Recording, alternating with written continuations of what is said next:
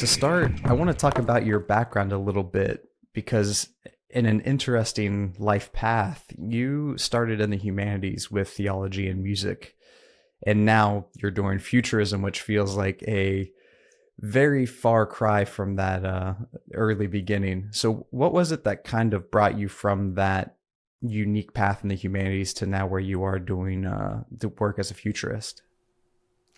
It's a long and winding road. I mean, I've always been interested in the future, really since Star Trek when I was a kid, and Blade Runner when I was a young adult. And at the same time, I was also already in the humanities as a musician. I was a musician since the age of 10, and I played professional music for a long time. I had a short stint with evangelical Christians when I was a teenager.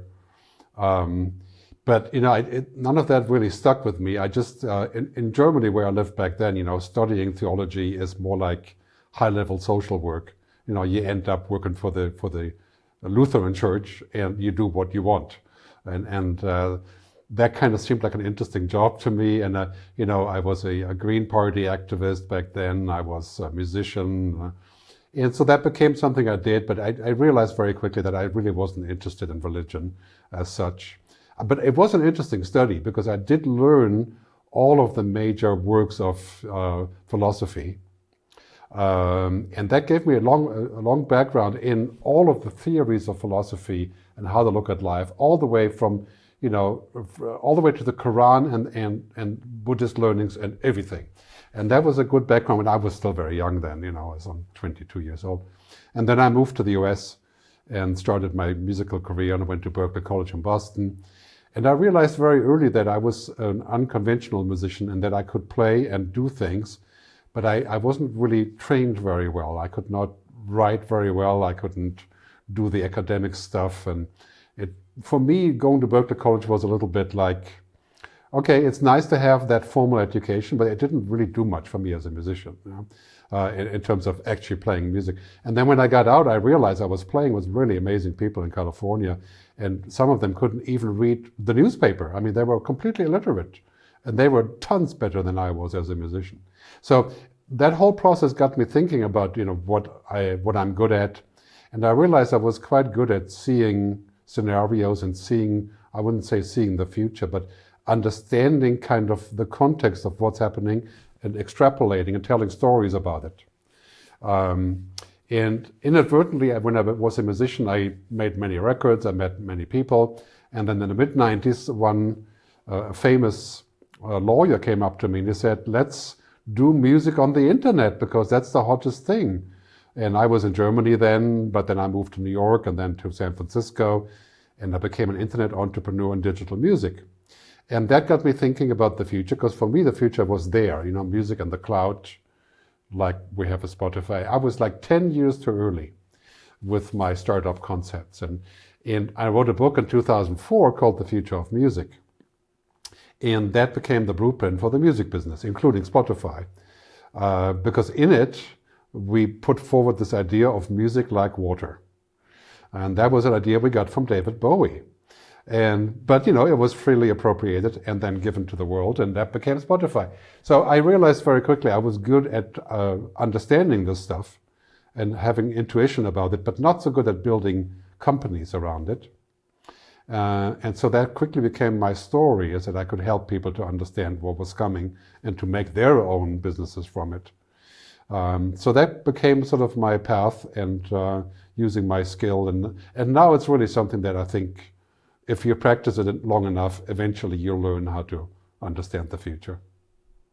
Yeah, well, when many people think of futurist, they think of transhumanist, and you were talking there about your philosophy and theology background, and it seems like you're not very fond of transhumanism as an idea. I think, in fact, that you say it's a lemming-like rush to the unknown that is the scariest possible approach that we can take. How is that idea formed for you in terms of, do you view transhumanists as religious in their fervor, or is there something about that approach that is informed by your early years? It's been a long discussion of humanism and how I got there, but I have no religious leanings whatsoever, and I that's not a topic for me at all.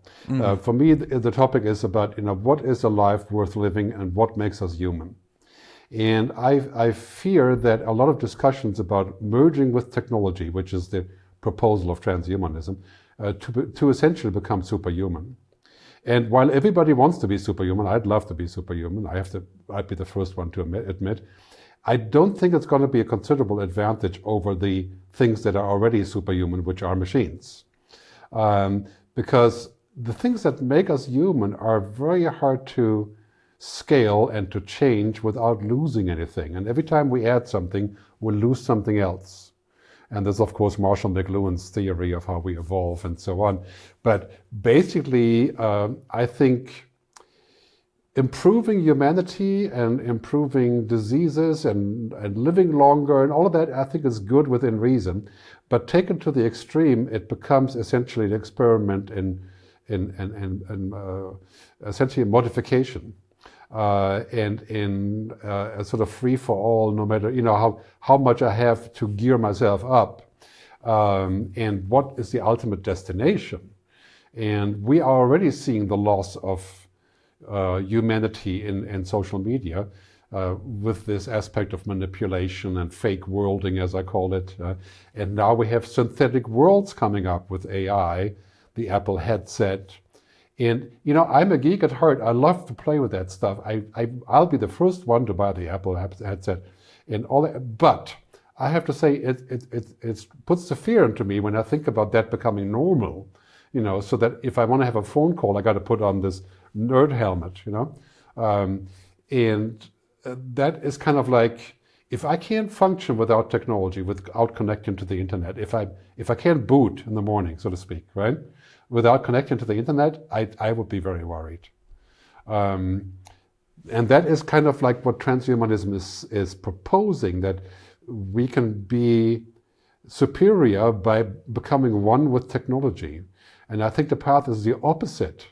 It's like we should let technology do all the heavy lifting, solve all of our major problems that are practical, but not create a black box or a super entity that runs our lives or becomes basically, impossible to understand what happens. Like is already kind of happening with ChatGPT, that we don't know what happens inside. And it's not just a question of control; it's also a question of values. I think we need to go back to our offline luxury as much as we can. We need to connect with ourselves and not just with our devices. And so this is going to be not an easy path, because we want the progress, we want the advancement, we want the good stuff, but the bad stuff could be worse than anything we've ever imagined. Yeah, how do you think we're doing in terms of moving down that path? From what you said there, you mentioned social media, but you also mentioned several other things that it sounds like you don't think we're doing very well. How do you feel like we are going on this trajectory? Do you feel like we're on a good trajectory right now? On the one hand, we're doing great in scientific and technological leaps. Mm-hmm. We're approaching quantum computing, we're approaching nuclear fusion, we're approaching preventing cancer. These things are just mind-blowing. I'm really totally excited about that part of it, right? On the other hand, we are not spending enough resources on alignment, as Stuart Russell calls it, the alignment of what we want, and of the discussion of who is in charge, what I say, mission control for humanity, and on collaboration. Because, this is a free market driven by all of that, and it's a total gold rush right now. It's driven by the military, as it always has been, but even more so now. It's driven by power and, by people and companies and states that want this power. And, AI isn't the only kingmaker. There's quantum computing, there's nuclear fusion, there's genetic engineering, there's geoengineering, there is synthetic biology. So whoever rules those turfs rules the world, right? So that is something that worries me about how we can collaborate to use it for the good, right? And just a couple of days ago, I was reading Mark Andreessen's pamphlet on how AI will save the world. can and should and will save the world in defense of AI and AGI, and basically saying just get off it and let us do what we have to do, because that's how we're going to save the world. And it was appalling. The magnitude of all the BS. Mark is an amazing guy, right? And this is the first time we have to say, I don't get where you're coming from. It sounds like a total recipe for world domination without, basically ultra-capitalist approach. And so I tweeted a little about it. He blocked me on Twitter. Thanks, Mark. But in any case, so that got me thinking about, we're essentially heading for a conflict between the singularity transhumanist pro-liberal money system and the humanist world, which is of course led by Europe in many ways, and some degree also in the US to some degree, right? And there's a huge conflict there about who's in charge. And to that my answer is, well, it's very hard to talk about we when we talk about the world, but we're going to have to agree on the agenda here, because this agenda is the same agenda that we had to solve with nuclear power, nuclear weapons, genetic engineering, the ozone, and we did solve it. If we can't get together on these top level issues and find at least a bottom line, then it's 20 years and we're singularity land, we're gone as a species. Yeah, you mentioned that it's a gold mine right now in AI. Do you think that desire for the money that exists in there is making us blindly optimistic? It's making us kind of push to the side the ethics and morals and the humanities really in general, in pursuit of capitalism, which I think at one point you say is, quote, unfit for the future. Yeah, this is, okay, it's very human to go to pursue power and money and all that. So it's probably inadvertent in many cases. It just kind of happens to you. And I think this happens to you when you get co-opted. If you hang out with the rich and famous and you're jetting around the world in private planes, and that becomes the new normal for you. And I think this is what's happening with a lot of tech companies. And the world is our oyster, and the problem is not any of this. The problem is the humans. And anything can be solved with tech. And so this really is worrisome, because it's this underlying belief that we can solve everything with technology, and that everything is, that's what we have to do.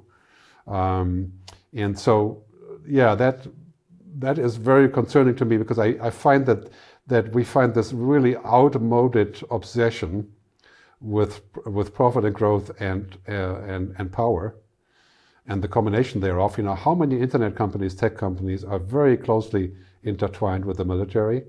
The answer is most. And how many futurists work very closely with three-letter companies and the military? Many. Right? And there is a reason for that, and that's power and money. And so I have rules where I don't work with three-letter companies or the military or any military, and I try to not support that in the agenda that I have. And so, it's hard. I think it's very hard to put aside the commercial thing. Right now we're looking, Stuart Russell said the other day in this conversation, he said, 10x GDP is the possible outcome of working with AI in every part of our society. 10x GDP. Okay? So that's $13.6 quadrillion. Okay, and I believe that is possible, and this is of course the irony that we can do many good things with that. Solve climate change, solve cancer, solve food, solve water, yes, but this is the biggest thing that ever really, like the printing press, like electricity, probably bigger than that, much bigger than the internet itself, and so. That gets a lot of people thinking about, that's within, and they should just grab this. It's like the guys, from the Audi VW diesel affair. They had the choice to make $1 billion every quarter or 300 million, and so they choose to make $1 billion because that's obvious. It's better. Yeah. And I think that is not, for example, I think that OpenAI is openly saying that they want to pursue an artificial general intelligence, ASI, AGI, That is just not good. Because using AI and pursuing AI as a business means that's one thing completely. But pursuing an intelligent entity and building one, because that is the gold prize of beating humans essentially, that is just a really bad idea. And that should also be subject to regulation. Clearly, if your agenda is to build a super intelligent entity, you're gonna change the world, right? Can you just change the world because you got 10 billion from Microsoft? No. Yeah, that's the typical problem though, right? If you try to regulate in one country, other countries are going to race ahead, and then you're going to lose power in the geopolitical landscape.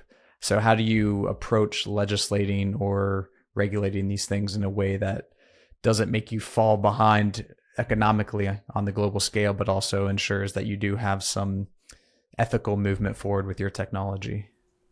Well, I think really this is about, I mean, it has been said many times, we probably need to create a global council like the International Atomic Agency, an agency, International Agency for Artificial Intelligence, IAIA or whatever, to create a mechanism of public discussion, debates that are moving towards definitive rules. Like we did in nuclear, it took 14 years for that to happen. We don't have that time here.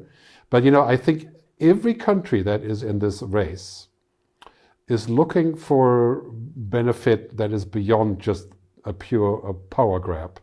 We may have the power grab in North Korea or maybe even Iran, which I doubt, but we do have some sensible people in every country, in almost every country. Let's not talk about Russia right now, but got me seriously worried there.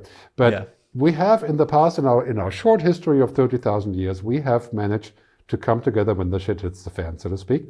And we will do the same again. I don't believe that we have to say, well, the Chinese will develop an AGI weapon and then we won't have one. This is the Oppenheimer problem. The movie's coming out right now.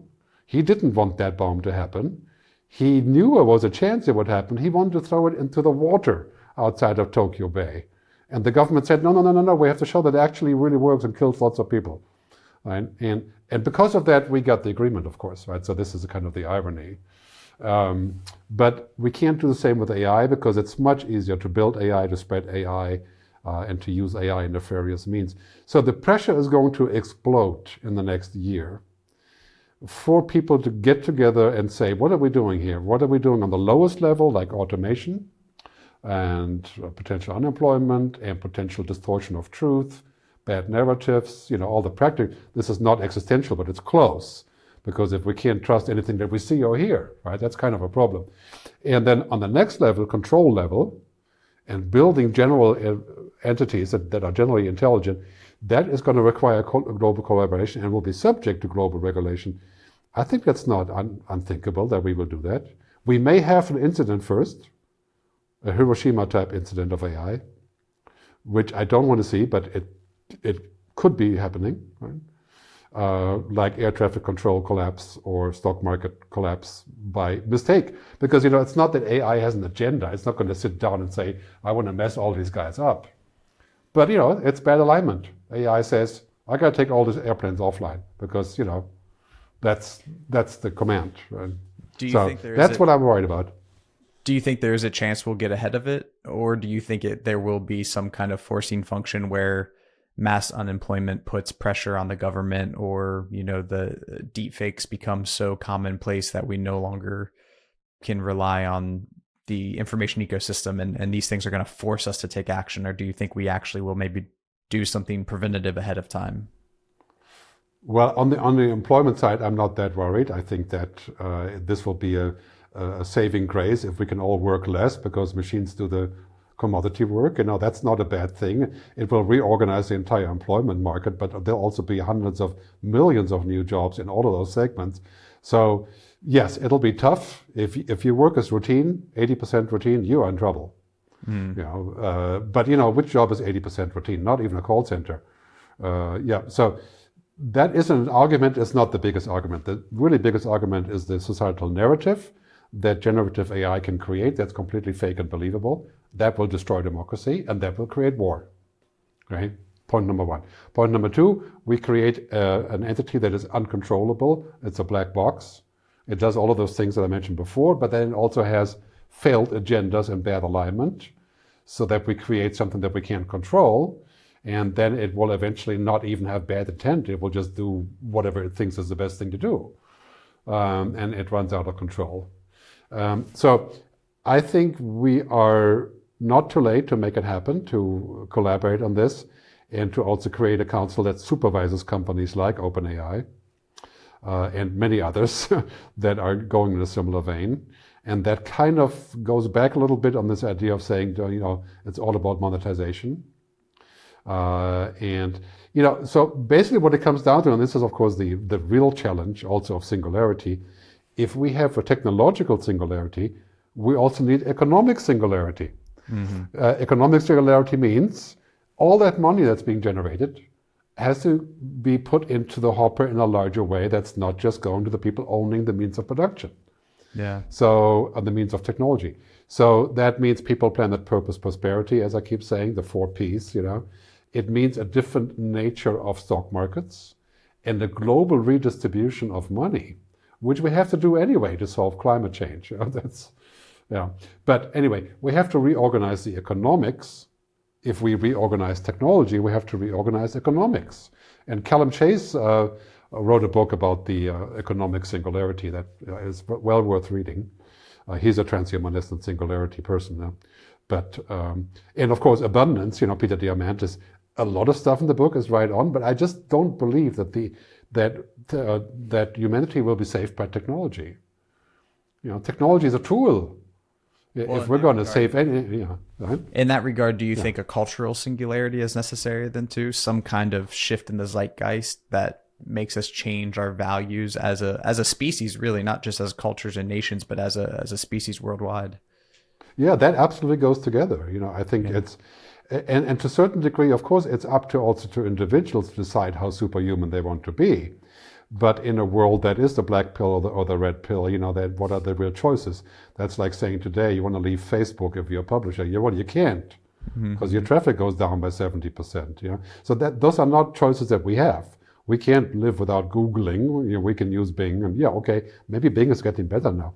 But you know, those are not real choices. You know, and so if we're then going to be forced to wear Apple Pro Vision and use AI and merge and to be alive, that's not a very good outcome. We should have enough liberty to create a world that is still allowing us to be human in various degrees, not outlawing necessarily the alternatives, but finding a way forward that has some sort of common standard. You know? And yeah, in chapter 4 of your book, Technology versus Humanity, you I think asked the question, are you ready for the biggest loss of free will and human control that humanity has ever seen? And you just kind of mentioned it there a little bit as well. Could you elaborate on what that means, why you see this paradigm shift as a threat to our autonomy?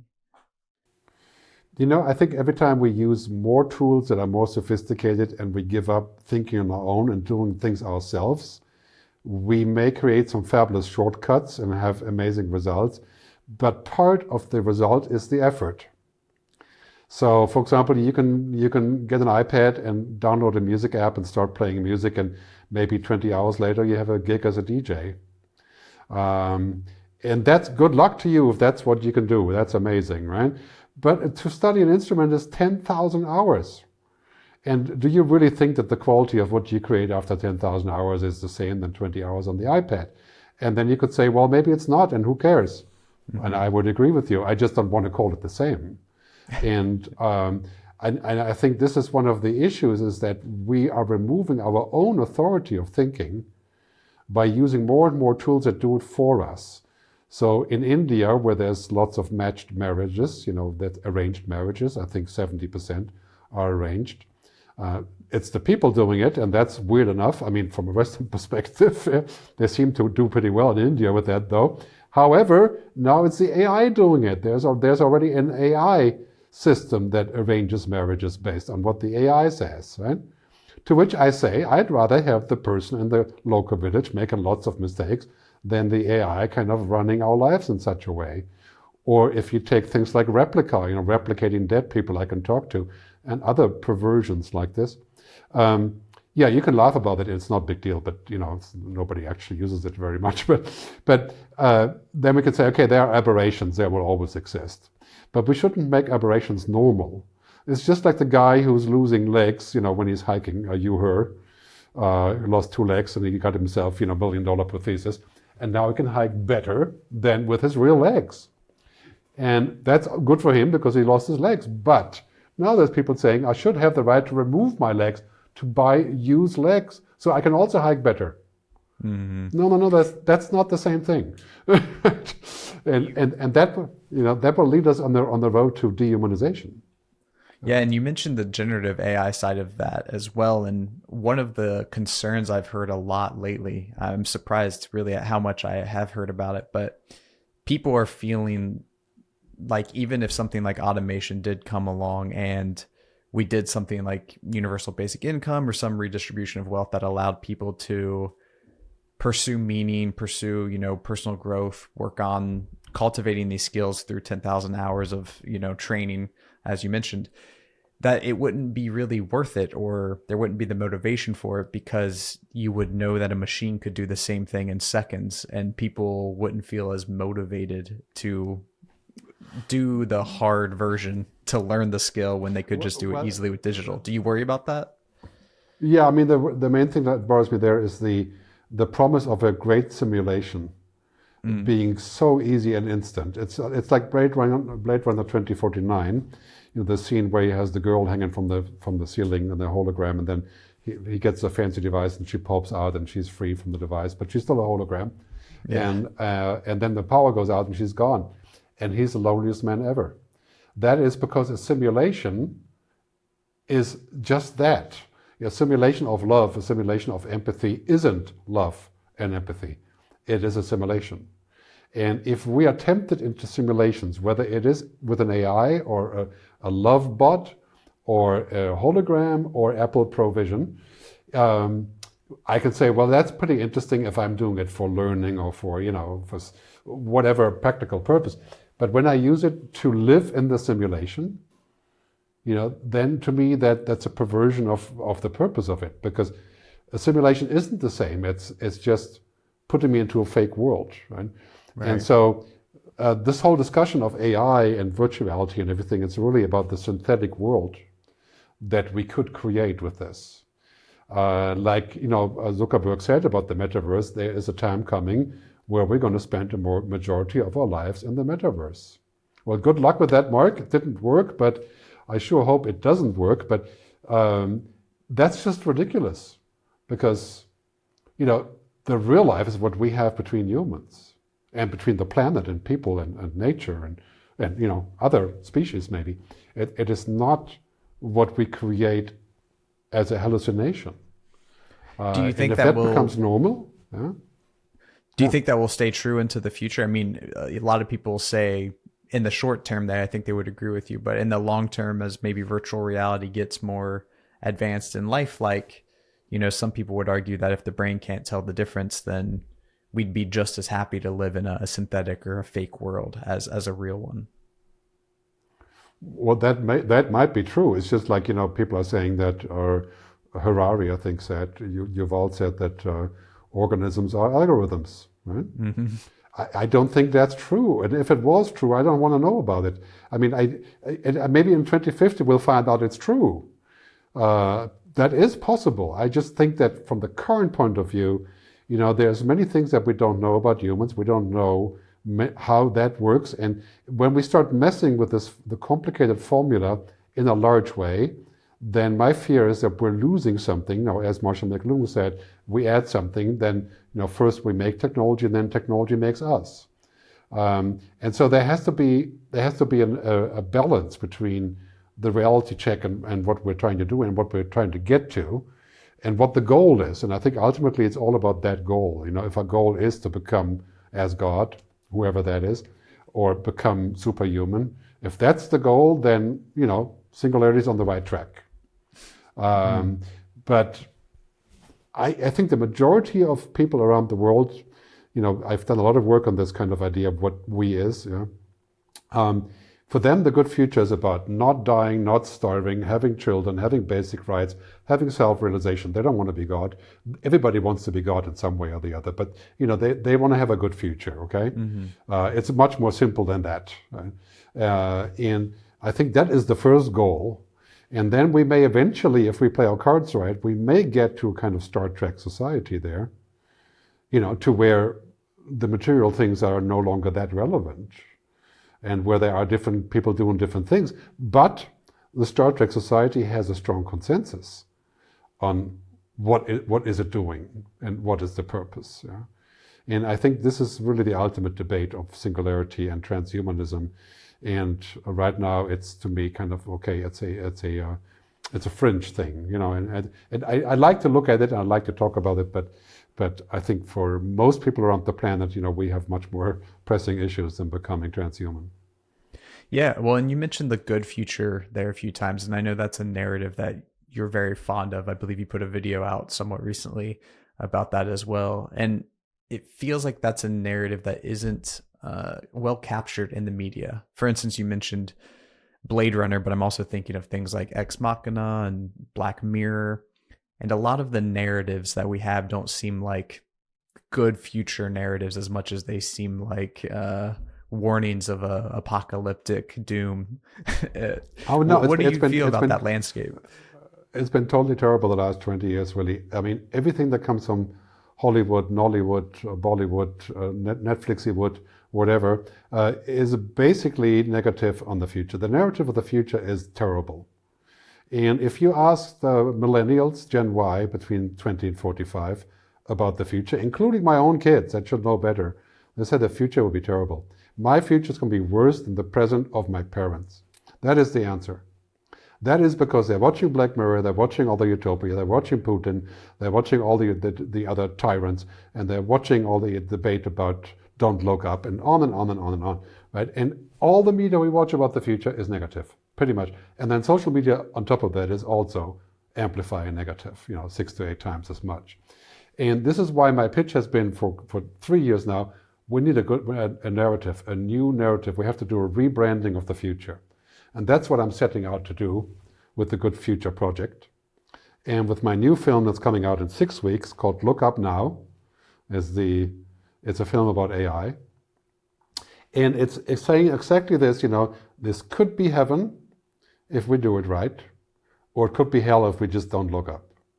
And my idea is, rather than the asteroid hitting the planet, we harvest the asteroid and put it into orbit and slowly take us energy to improve things, so it doesn't hit the planet, it makes the planet light up and we can use it for energy, That's kind of the concept, And so the good future is entirely possible, but the narrative is just terrible. It's like New York City in the 70s, nobody wanted to go there. And then they came up with, I love New York, I would like to do a campaign that says, I love the future, so that kids, especially kids, can get off it with their belief that the future is terrible because nobody is collaborating and everybody's bad.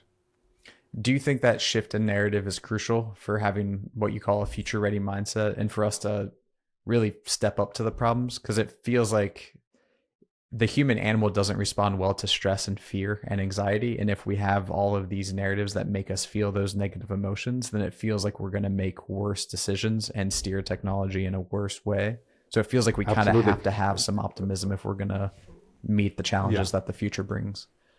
We can't go into the future based on fear. Yeah. Barbara Hubbard, famous futurist who died, I think, 2 years ago, rest in peace, she said, your mindset contains your future. And to that I would say, you are what you eat, you are what you watch, you're looking at this stuff like Ex Machina and Black Mirror and saying, oh shit, I knew it. Or The Social Network, right? Great film, but or don't. I mean, it ends badly for us every time, every single time. So then you come out as a 17-year-old say, the future is going to end badly for us, right? And this is your mindset. And this is the people who are going to vote now. And who do they vote for, right? They vote for some fool who's promising stuff from the 50s, Yeah, a demagogue usually. Somebody who's like completely, utterly clueless about the future. So, and this has to change, and this is why I think the rest of my career I will dedicate the good future idea, because we can make this work when we get off this idea that we can't make anything work. And there's been lots of proof shown that humans aren't evil by nature. We do a lot of really bad things, but it has been proven that we can collaborate. We're actually very good at solving emergencies. So all of this is basically a question of decision making by saying, I refuse to buy into the despondency, into this kind of doomerism, And that's why I'm saying, AI isn't about doom. Singularity isn't about doom. There's good components in all of these things. We just need to find better governance and more collaboration and get off this, either the semi-religious technology cult that Mark Andreessen personifies, or this kind of extreme capitalism that says, whatever makes money is fine. Then we end up with Aramco, the Saudi oil company, as the most richest company in the world. I mean, there are paradoxes like this where I'm like, no, that is not the future. That is not fit for the future. So then that's the other thing, we have to get off the old words that people are using. Like they say, okay, this is socialism, this is communism, this is fascism, whatever. Those words are utterly useless. The only thing that matters for the future is this concept fit to create the good future? Right? That's the only, and I don't care what Marx and Engels said and what happened with Russian, basically that's all past now, because what we need to do is come together and figure out how we can use all that stuff to create a good future. Right. Are there any technologies, movements, organizations that you feel are cultivating or championing this idea of a good future, that are pointing us in a good direction and moving in a direction that you would like to see us go? I think there are many. And most of my clients that I give speeches for are technology companies. So I know them really well. I know that many people in technology are positive about the good future. They're looking to do the right thing. There's a lot of temptation with money, a lot of temptation with power, a lot of pressure from the markets to perform. I think companies like Microsoft have a good chance of bringing about something more purposeful than just a race. However, dethroning Google is kind of very tempting. And generally speaking, I think what's happening is we have mostly people with good intent. And the Future of Life Institute, for example, is doing great work on bringing this agenda home. It's not as simple as they propose. I mean, I did sign the letter, but it's not that simple.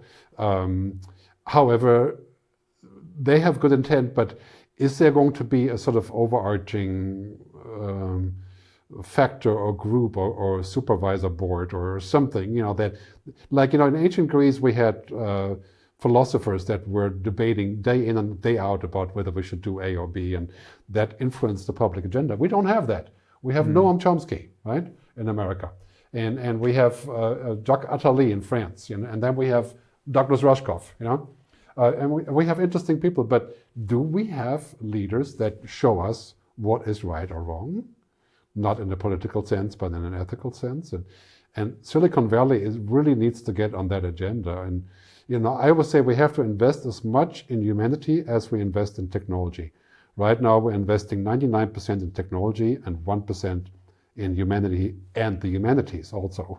Right? Everybody should program, but nobody should know what right or wrong is. Right. That's not going to end well. How do you invest in humanity? I'd love to just hear you unpack that a bit more. Is that just in the sense of maybe like these think tanks or consortiums or organizations?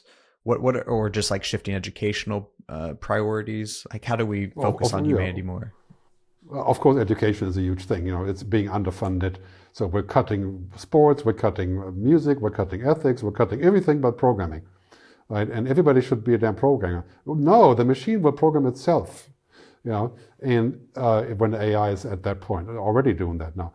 And so, yes, we need programmers and we need scientists, but we have to bring the humanities back. The only job that we have in the future is the jobs that machines can't do. Okay?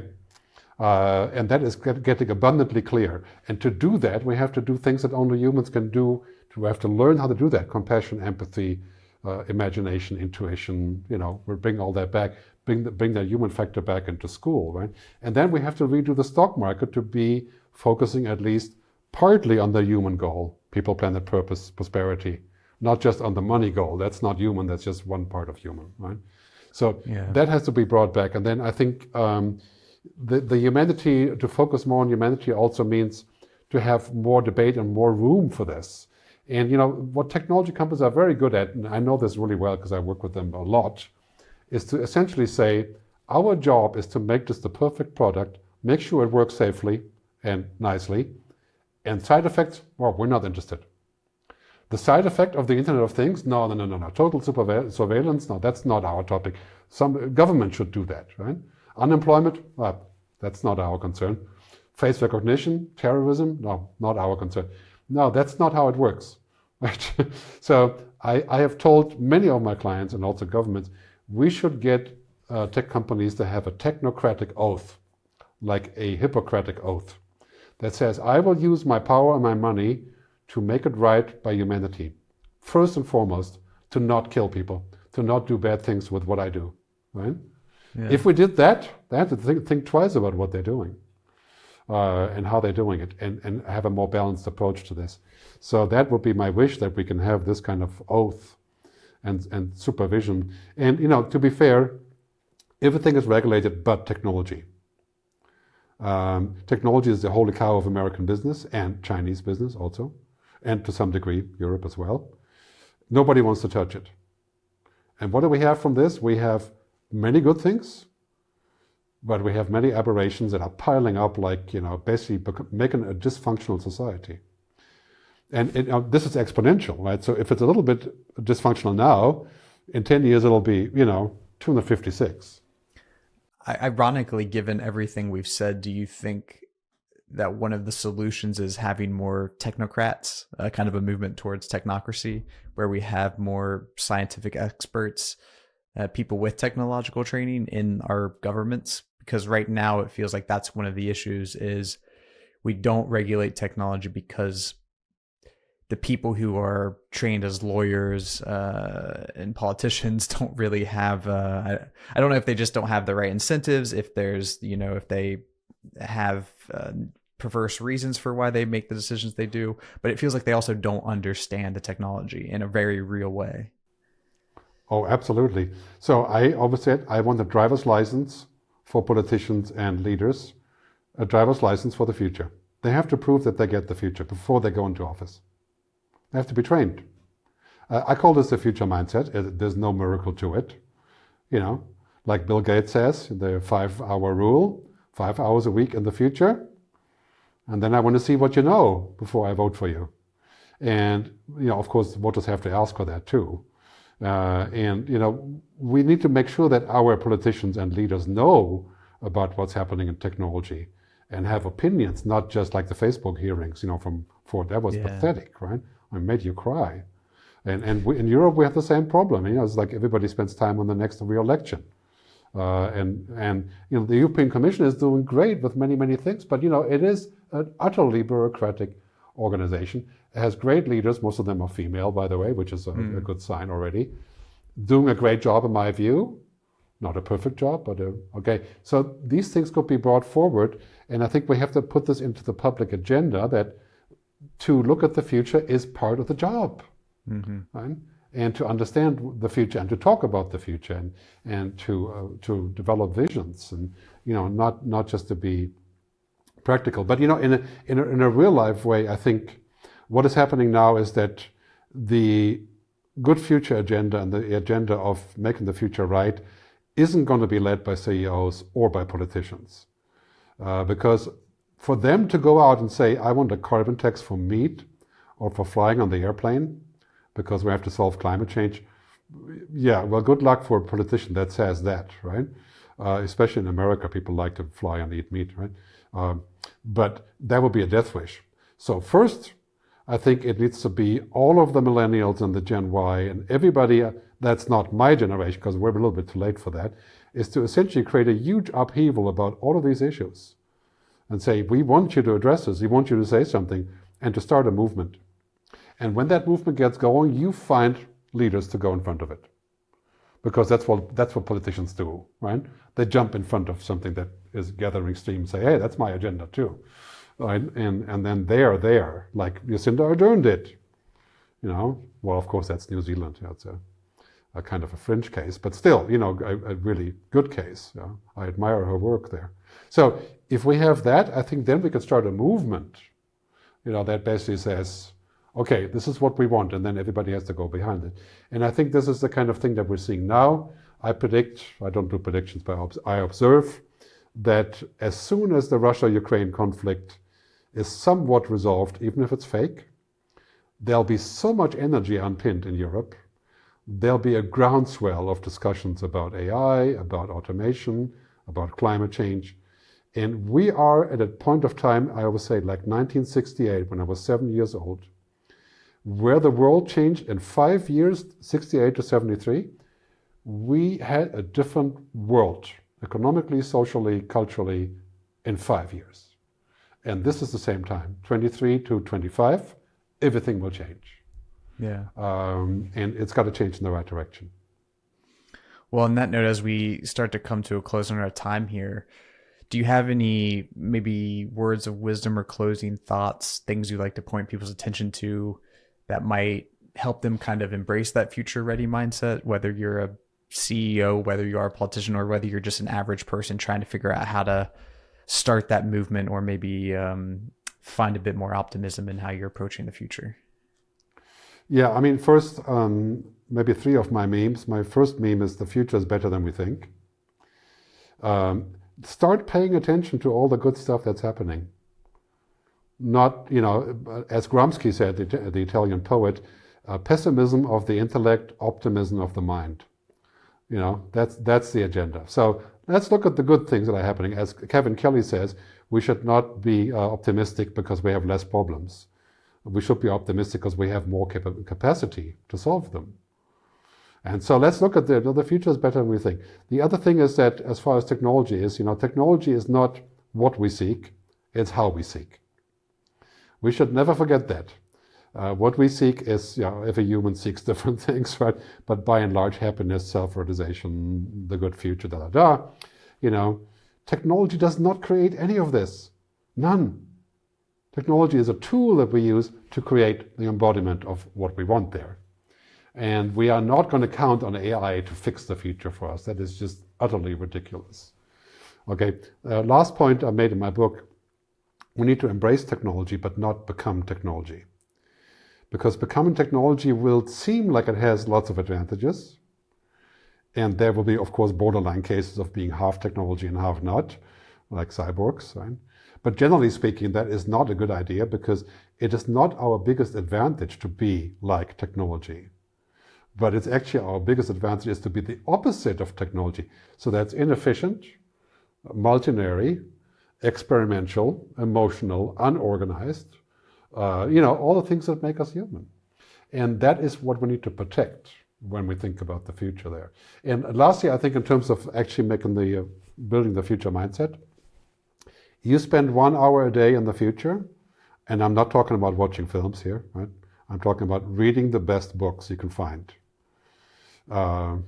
Reading books, of course, not electronic books, not Dead Tree, but I read 3 or 4 books a month, and I find that by reading the best books, I can develop my future mindset, and I can start thinking about this.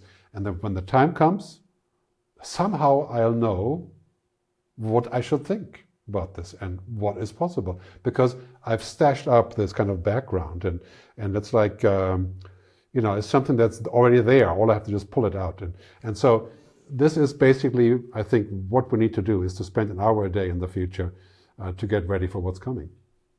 Aside from your book, do you have a book recommendation maybe you could tell people to start with? Well, unfortunately, my book is 7 years old now, Technology versus Humanity. As most things in my life, this book was early. Yeah. It was about 7 years early. Right now, this is the topic. I started the debate about digital ethics in the book, where people were saying, "What the hell is digital ethics? That sounds like sand in the gearbox." Yeah. And today it's like, yeah, that's it. That's the word, right? Anyway, so that's still a very good book to read. And then, by far my favorite book, The Ministry for the Future. Kim Stanley Robinson.